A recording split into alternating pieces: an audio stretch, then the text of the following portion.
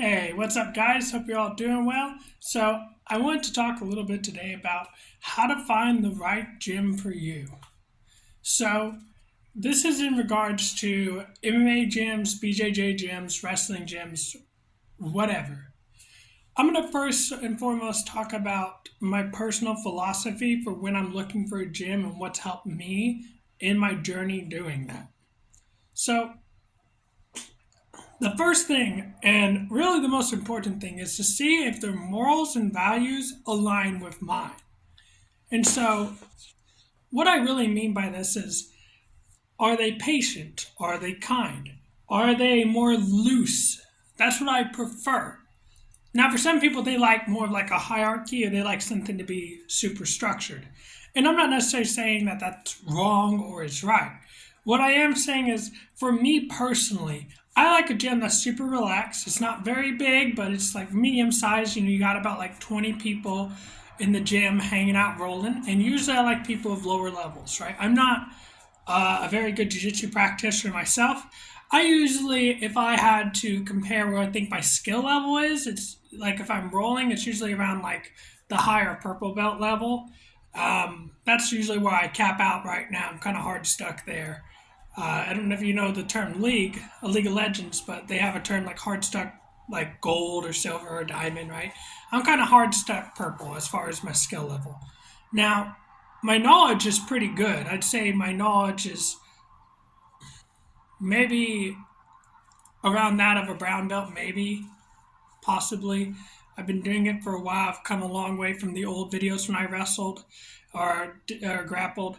And I'd say I understand jiu-jitsu pretty well. Specifically, I understand jiu-jitsu theory and concepts. I understand the ecological approach really well. Like 4 points of contact. If you're going to pull guard, make sure your feet are in contact. Usually, starting on your butt and not on your back is a good way to start. Jiu-jitsu is a grip fight, right? Understanding that head control, where the head goes, the body will go. And even little basic things like, playing games, for example, right? Like or positional rolling, starting from side control or mount or something like that, right? Like these are pretty basic concepts amongst many others that help. Or like, a two-on-one grips will usually beat people, or having your T-Rex arms, or not flaring out your elbow, or getting the underhook.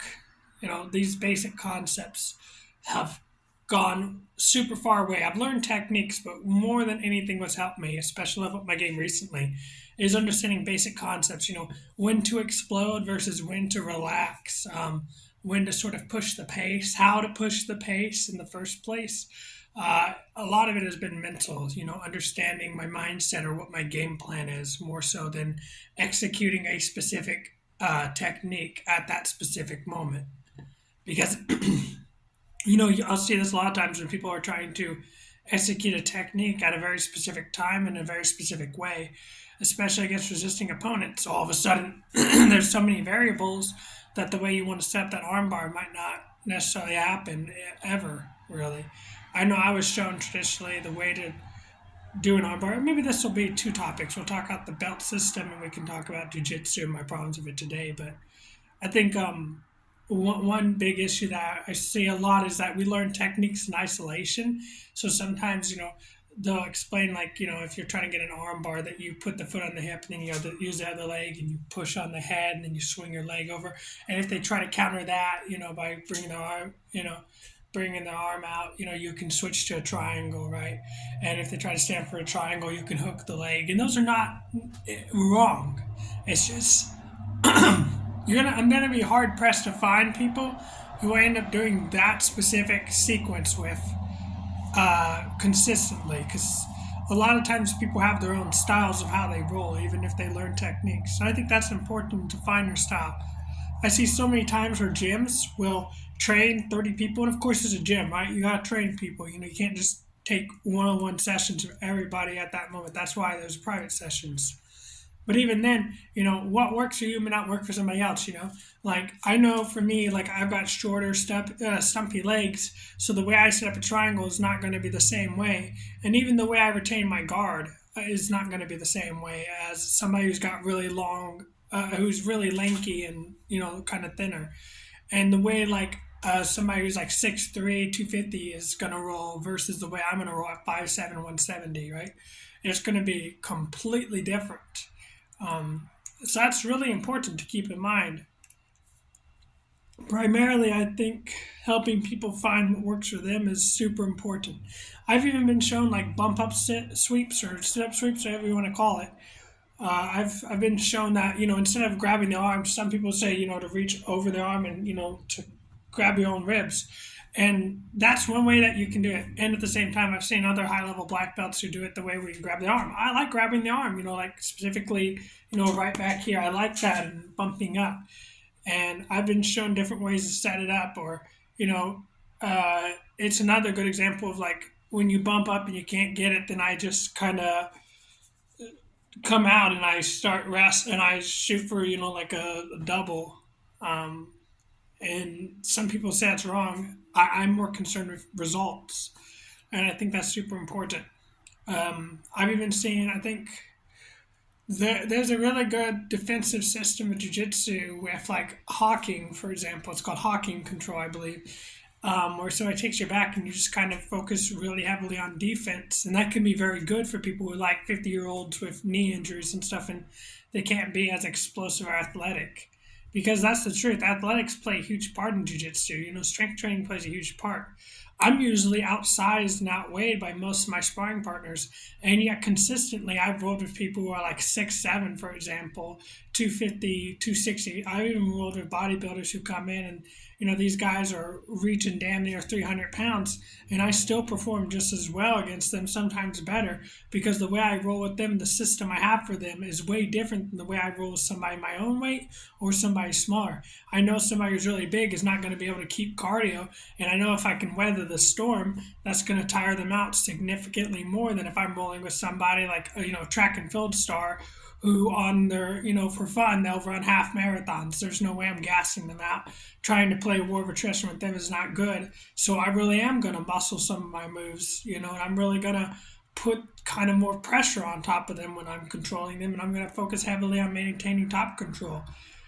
Whereas with a bigger guy, I don't think you should, I don't think you necessarily should shoot. I have a good friend Caleb. Somebody tried to shoot.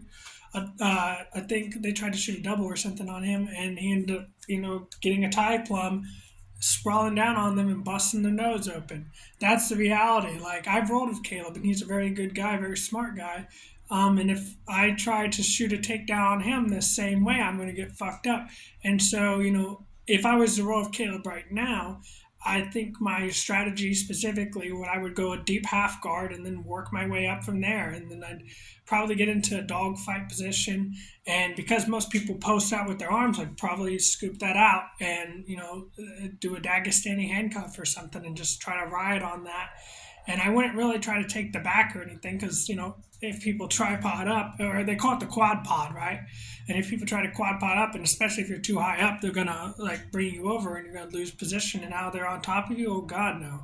You know, that's something really important. So, with bigger guys, it's more about pushing the pace and, not so much strength, but just really, really not stopping, not pausing. And you might be tired, but, count on the other guy to get more tired. And this is why conditioning is really important.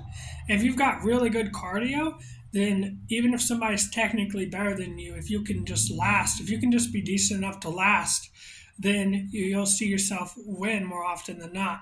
I knew this one guy. I don't really have much respect for him as a human being, but as a competitor, I think his name was Ryan or something. I rolled with him a while ago. This was many years ago when I was really just a newbie at first. I know he slammed me, he bruised my ribs. I ended up having really bad bruising. And I just knew I couldn't wrestle with him. So, of course, I'm going to pull guard. People shit on it, but at the same time, pulling guard works, especially for small guys. I'm not going to do no wrestling match with no, linebacker who's transitioning over or a collegiate wrestler. I'm not. I'm just going to pull guard, bro, and then I'm just going to work from there. And I know that a lot of times with wrestlers, they'll kind of straighten their arms out, right? Or they'll kind of push off of you, and the arms will be overextended. And a lot of times I'll use that to snatch up an armbar, a joint lock. And that helps me a lot. Or a lot of times the way wrestlers will give up their back, I'm going to go for a rear naked choke and sink my hooks in, or Or I might wait for you to just stand up and do an outside trip. I focus more on trips and takedowns, right? Ashigarami is really good. So these are important concepts that I like, and I think that people need to teach this because a large part of jujitsu is being able to adapt. It's not about who knows more, it's about who's able to adapt to the partner they're fighting. And I think that being flexible is one of the most helpful things that you can do to improve yourself on your journey as a grappler of any martial art, even as a striker, to be able to adapt, right? Like you might go in guns blazing against some guy who's very tentative, right? And at the same time, you might not do that against somebody who's got one hit punch KO. It all depends. Um, Being able to adapt to the fighter that you're against is super important, which is why I don't think it's a bad thing to sort of take your time and download the data, as they say, and just sort of get a feel for what they're doing, for what the reactions are. I think that's why feints are so important. I was rolling with my buddy Connor recently, and one of the biggest things was I noticed when I reached down just to touch his leg, it would bring his leg back real far and like really bring his hips back. And I just knew, okay, that's a snap down. That's a free snap down right there. And so that's exactly what I did.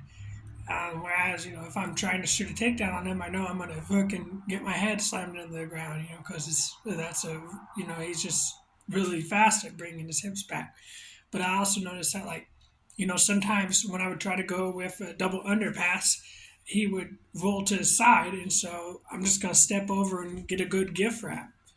It's really all about understanding your opponent's tendencies. And that's another concept of rolling loose with somebody. It's like, I'm just sort of seeing where you're going, right? I'm not going to force you to sit on your back if I know you're about to explode. If I know you're about to explode, I'll just let you explode, especially if somebody's on their back. One of the things, if you're on top and you posture up and you hit them, a lot of lesser people who like kind of, give up their back, they'll go down, belly down and try to get up from there. I'm going to let you. I'm not going to force you. You're giving me the choke. Hell yeah. Or a lot of people at lower belt ranks will kind of sweep themselves for you. I don't really know how to explain it, but it's just something I've seen. And so understanding these concepts are super important. Like your feet are grips, and then your frames are like up here beyond your feet, like you have like your shins and stuff. If you ever use a knee shield or anything like that, what I'm talking about when I say frames. Or these are your grips, but I can use my arm to sort of frame off somebody or to push somebody away, and stuff like that. Or if I'm in a tight clinch, I might use my grips and my frames at the same time. So I think this is very important and something that people should teach is a more ecological approach that I really like, along with concepts and just having an idea in mind, right? Like, okay, get to side control. Try to set up the armbar. Find different ways to set up the armbar. Break the grips. Telling people that you can show them. I'm not saying traditional jiu-jitsu doesn't work. In fact, I use it a lot for a lot of my training, and a lot of times when I'm trying to train or work with other people, I try to teach them that because it is effective. If it wasn't effective, people wouldn't do it. I just also think that there are many different ways to skin a cat. They say, right? And or if you've ever solved a math problem, you understand there's many different ways to solve a math problem. You don't have to do it just one way. So keeping that in mind is super important.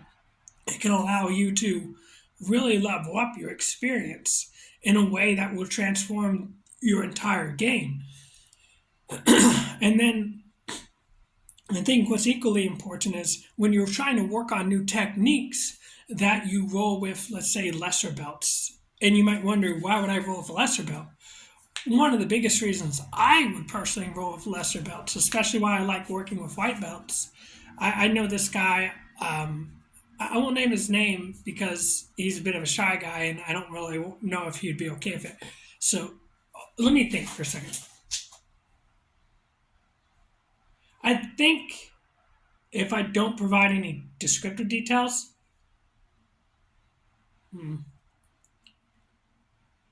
yeah, okay. So call let's call him Ricky. Let's just call him Ricky.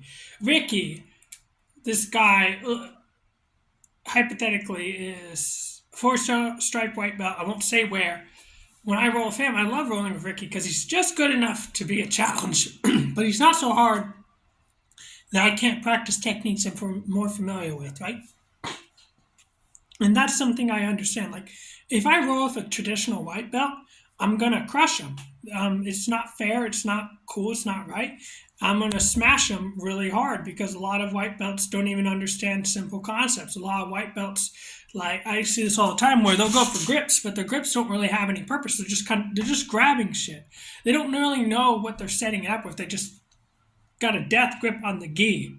I see it all the time, and it's like, what the hell are you doing? Especially like BJJ guys, especially the white belts, have never had really any wrestling practice, so they'll kind of have their arms up like this, or like one of the worst things, if your left leg is in front, reaching out with your left arm, because now you don't have the arm under to defend the takedown or get underhooks or anything really. Your arm's all the way up here, and now your left arm is up, so you got no real shield. You can reach across, but that's kind of weird to reach across for your left leg. That's not really going to work.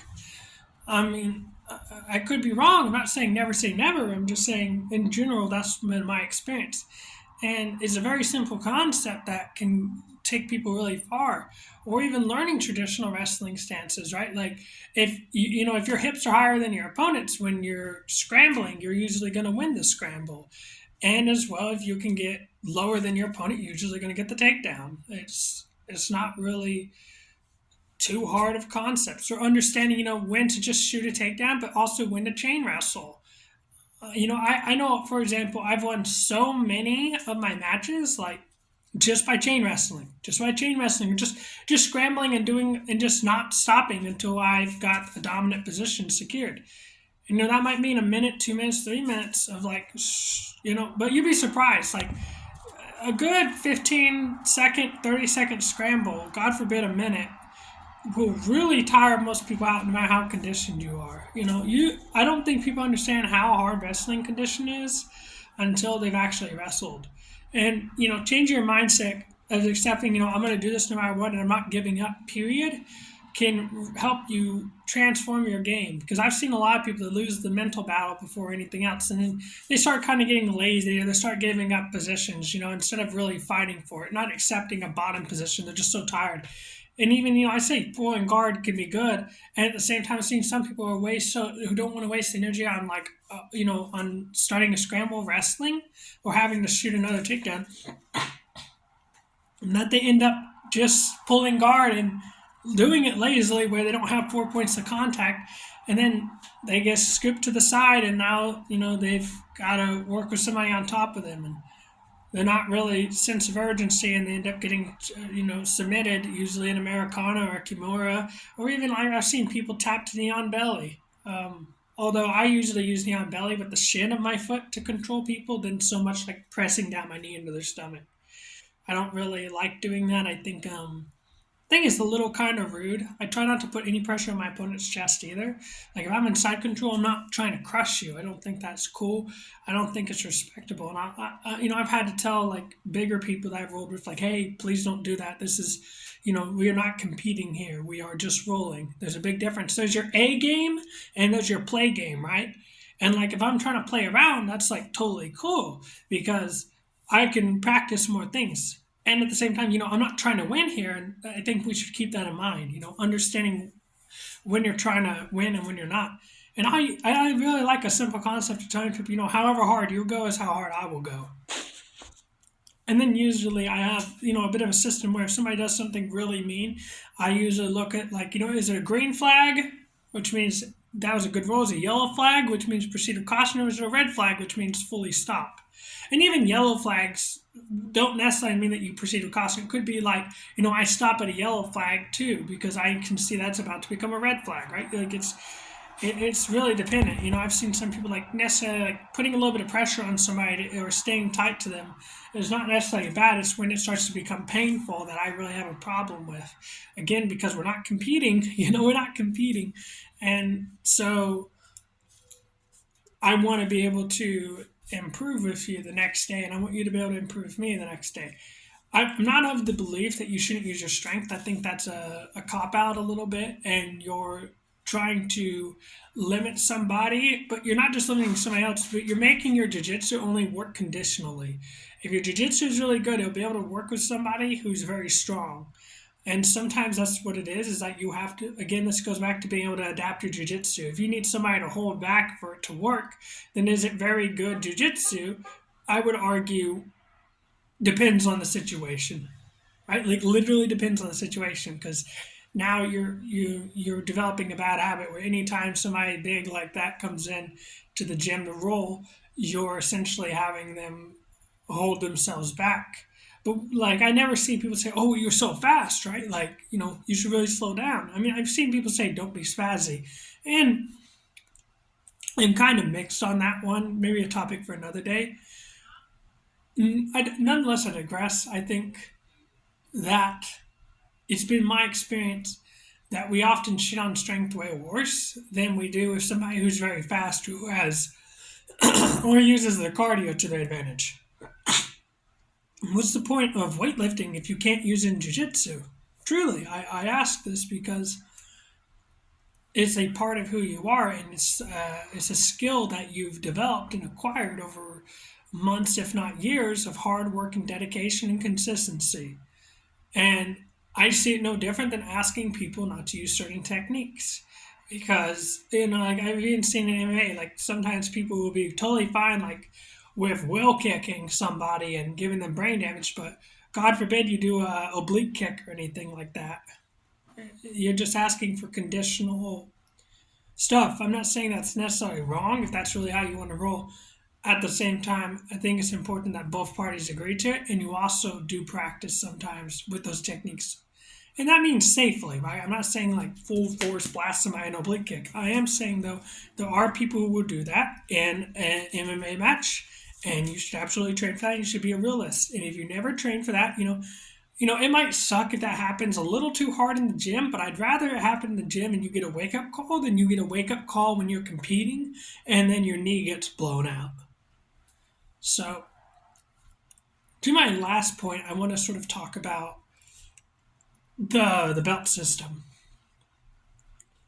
This is just pretty simple. This is an opinion that I have, and it's very simple. You're already charging people for a monthly membership. You're charging them for gear. You're charging them for a gi. Sometimes I've seen administration costs for that yearly membership. I've seen people charge for other things. Like I even saw like a cleanliness charge, for the mats, like $15 a month for some gyms will charge people because sorry, I gotta take my inhaler, so I'm gonna wrap it up here. But they'll charge people $15 a month for the mats. I'm not one to say that you can and can't do something, and at the same time, that seems like a microtransaction to me. You're putting up a paywall. The whole idea of belt ranks is it's based on your experience, your knowledge, and the time that you've served to go in jiu-jitsu. It's very simple. If somebody's ready for a belt, then they're ready for a belt. And I've also seen the opposite where people will give stripes or belt promotions to keep somebody motivated or keep them in the gym. If they're not ready for the belt, please do not give them the belt. I can't tell you how many times I've seen white belts get promoted to blue belts and they're still getting tapped out by people who have trained for like 2-3 months because these blue belts, they might be a blue belt when it comes to passing the guard, but then when they're in side control, they look like a fish flopping around because they haven't worked that. So I think you're a blue belt when you act like a blue belt in most positions. I'm not saying you have to be the best. And even like, I'm not saying you can't promote based on time. I think if that's what you want to do, then that's what you want to do. I also think that there should be a certain level of competency. So that way, when you are a blue belt, it represents pretty good and you don't end up looking kind of like a McDojo. I've met black belts of varying degrees of skill. I met this one guy. I won't name him because I'm not really on good terms with him, but he's a purple belt. He's about to get his brown belt. And it was a joke rolling around with him. And he got super salty because I'd shoot in on him, take him down, and he would try to, bump me. But if you've ever been a wrestler, you got really good base. And I don't usually hang my butt. I don't let my butt hang up like that. I'm either all the way up. Like if I have my butt up in the air, I'm usually got my head all the way down, right? And I'm standing. And otherwise, I have butt to heel if I'm not standing, right? And I'm in somebody's guard. I don't usually keep my elbows out or post them on the mat because I don't want to get arm barred or I don't want to get kimura or anything. And these basic concepts have allowed me to get really good. And I work from positions that other people try to avoid usually. Most people need, I think having intention with your roles is super important. And I'm rolling with this guy, and he just got super salty, and he was talking about the whole thing with strength. Because I do regularly lift, I'm pretty strong for my size. You know, I can put up a decent amount on the bench. Nothing that's going to be like blowing you out of the world, but that's something that I see a lot of jiu-jitsu guys don't train is strength. And I think it's an aspect that we need to talk more about. So with that being said, that's kind of my opinion. Be a little humble, be open to losing, and also like be willing to forgive. Because usually when people like elbow you or something, they don't mean it. And you can just have an open-ended question. Don't interrogate. Don't like pose it as if like you're assuming something. You can just make a statement. I always like to say, "Hey, that elbow really hurt. I know you didn't do that on purpose. I'm just letting you know it really hurt." And then usually they'll say, "Oh, my bad," and it's like, "Thank you, I appreciate that." I don't tell them it's okay because the truth is it's not. It's not okay. At the same time, I can tell them, "Hey, I really appreciate the apology. Thank you. That meant a lot." Because I'm not making them feel bad, and at the same time, I'm not giving them this idea that like, oh, it was no big deal. Kind of is a big deal, and at the same time, even if something is a big deal, one thing I was taught that when it's time to panic, stay calm, right? So even if somebody's busting my nose up, and or like I've seen some spazzy white belts almost damn near get in fights. I can recognize that what you did wasn't cool. I'm also not gonna like add to it. Two wrongs don't make a right. I can be the peacemaker here, and I can be the level-headed mind, the mediator. And sometimes it also means like people get kicked out of the gym, or they don't get to go anymore. I've seen plenty of people get kicked out of gyms because they were hot-headed and they came in and they rolled with their ego. It's part of BJJ. Get to learn your culture. A big part for me was asking if a gym is LGBT friendly. I know some people say, "Oh, if you don't flaunt it around." I remember unironically being told that when I was asking on this post, LGBT friendly gyms around me, and the thing is, that's the truth. The reason I have to ask that is because there are people who, whenever they hear that, it's almost like they get triggered like little snowflakes. They're like, "Oh, what? You want to exist and have the same rights? Oh my God!" Right? Like I saw this one post recently where this guy talked about like seeing a pride flag in a local coffee shop, and he said, "Well, I was going to help them out, but I decided to take my business elsewhere." That's why I ask, because I don't want to run into people like that. I don't want them to poison my mind or to ruin my environment. For a lot of us, the gym is a very sacred place, and it's a place that we go to get away from the bullshit of the world, not to deal with more of it. So, the guy that I'm looking to train under right now, I'm looking to switch gyms, is a lot more friendly than my current instructor, respectfully so. And he's a lot more intelligent, a lot more open minded. He understands psychology very well, just like me. And he's also a guy who teaches concepts a lot more than, stuck in his own dick about trying to pump out elite fighters and stuff like that. I think so often I see this in modern gaming too, where we appeal so much to the competitive demographic that we forget that the majority of the player base, whether it be on video games or in jiu-jitsu, the majority of the player base is casual players. People who go there to have fun, people who go there for a hobby. It's not to say that they aren't competitive. It's more so to say that they're not sitting there banging away 8 hours a day, every single day, drilling the same move 1,000 times. That's not usually what's been my experience. Anyways, it's cold out here. Later, guys.